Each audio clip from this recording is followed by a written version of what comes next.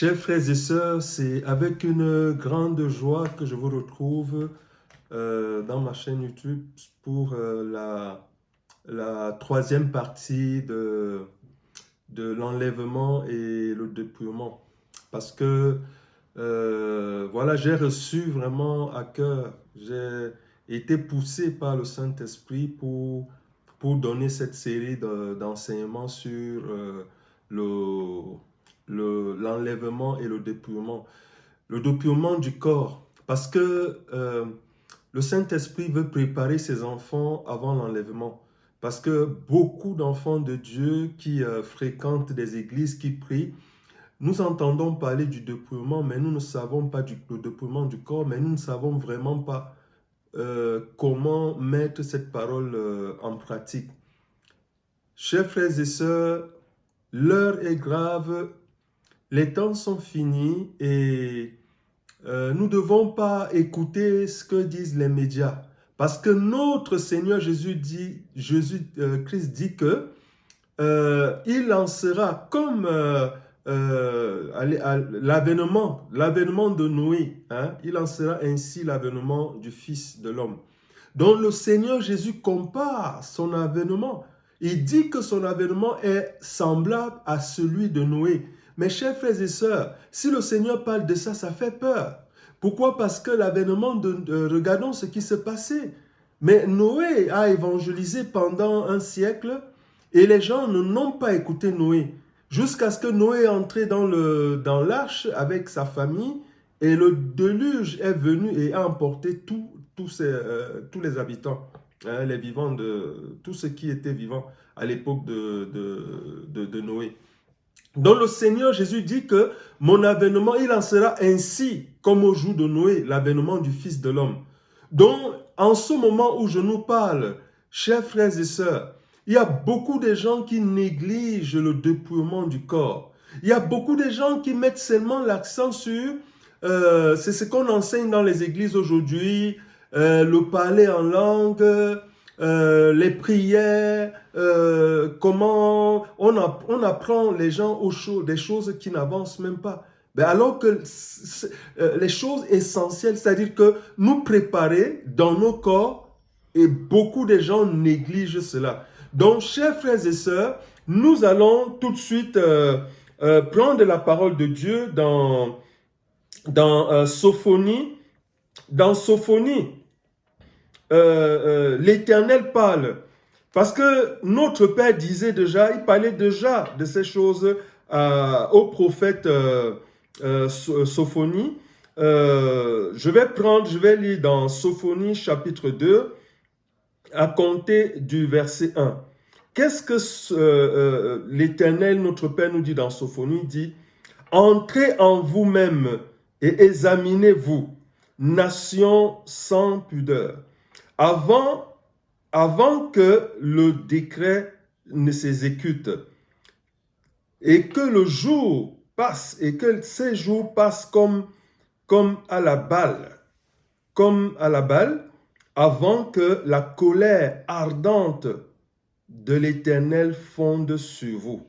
Avant que le jour de la colère de l'Éternel fonde sur vous. Cherchez l'Éternel, vous tous, humbles du pays, qui pratiquent ses ordonnances. Recherchez la justice, recherchez l'humilité.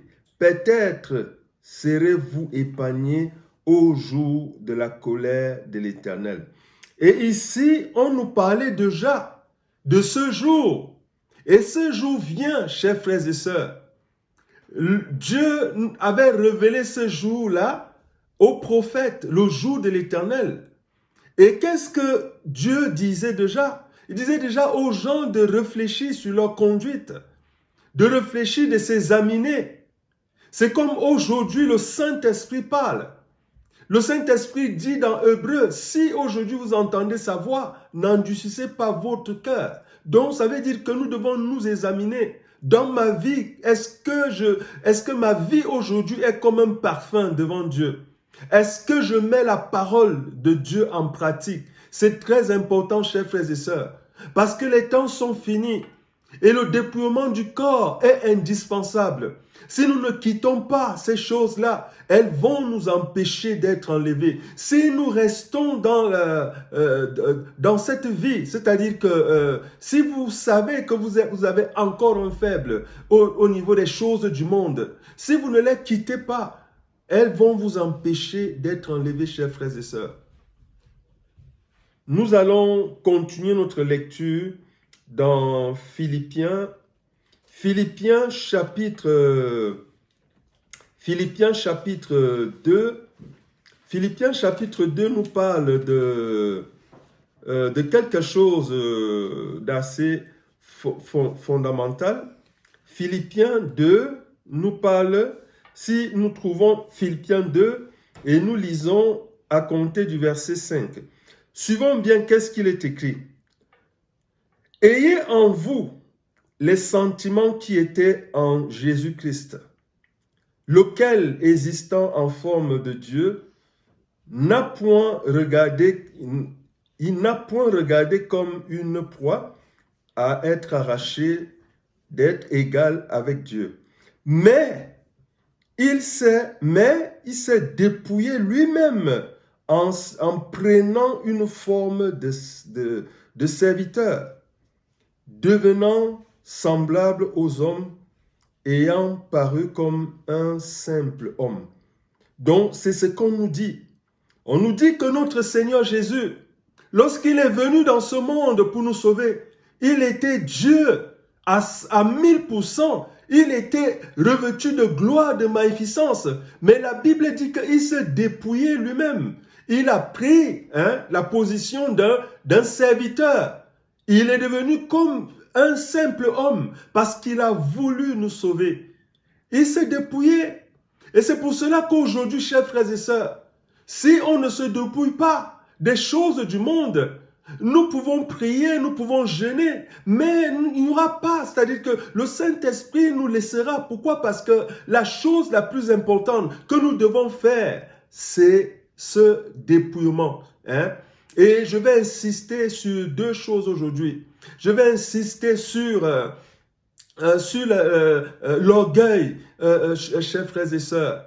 L'orgueil, c'est-à-dire, est-ce que vous cherchez toujours à avoir raison? Il y a des gens qui cherchent toujours à avoir raison. Mais vous savez, quand on dit se dépouiller lui-même, ça veut dire que le Seigneur, la Bible dit, lisez Matthieu 24. Matthieu 24 dit que, Matthieu 27, vous lisez, vous verrez que quand le Seigneur était crucifié à la croix, les moqueurs, la Bible dit que les gens, les passants l'injuriaient, les passants crachaient sur lui. Mais la Bible dit qu'il n'a point ouvert sa bouche. La seule chose qu'il a dit, Père, pardonne-leur, car ils ne savent pas ce qu'ils font.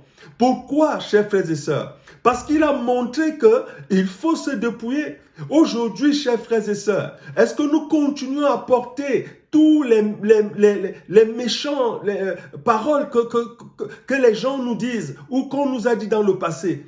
Mais nous devons laisser toutes ces choses tomber.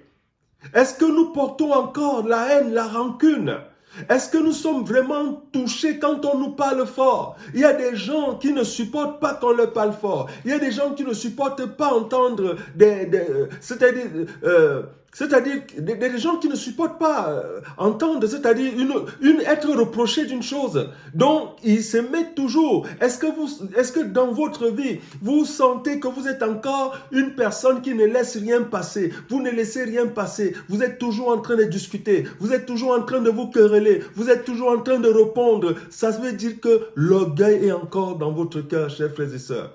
Et si vous ne vous dépouillez pas de cet orgueil va vous empêcher d'être enlevé. Chers frères et sœurs, l'humilité précède la gloire. Nous devons être humbles parce que notre Seigneur Jésus a été un exemple pour nous. Il a été un exemple. Nous venons de lire dans Philippiens chapitre 2 à partir du verset 5.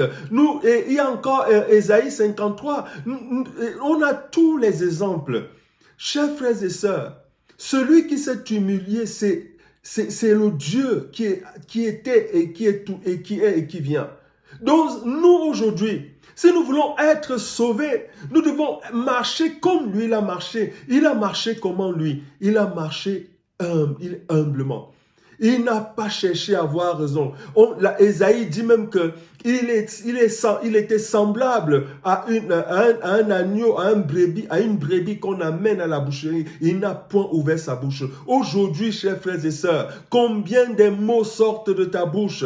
Parce que le Seigneur Jésus dit que ce n'est pas ce qui entre dans la bouche qui rend l'homme impur, mais c'est ce qui sort de la bouche de l'homme qui rend l'homme impur. Donc, chers frères et sœurs, commence à réfléchir sur les mots qui sortent de ta bouche. Parce que le Seigneur Jésus dit que par tes paroles, tu seras justifié. Par tes paroles, tu seras condamné. Donc aujourd'hui, chers frères et sœurs, que l'on ne vous mente pas. Si vous allez dans des églises où on ne vous parle pas du dépouillement, ça veut dire qu'on vous endort. Alors, le Seigneur veut que je vous parle du dépouillement. Il veut vraiment que qu'on s'examine et qu'on voit est-ce que ma conduite d'aujourd'hui, est-ce qu'elle honore le Seigneur? Si vraiment il y a enlèvement aujourd'hui, est-ce que je suis sûr d'être enlevé? Donc, chers frères et sœurs, réfléchissons sur notre conduite et regardons est-ce que l'orgueil est encore dans notre cœur. Si nous ne retirons pas l'orgueil, si nous continuons à répondre à tout le monde, si nous continuons à injurier tout le monde, si nous continuons à montrer que nous avons raison,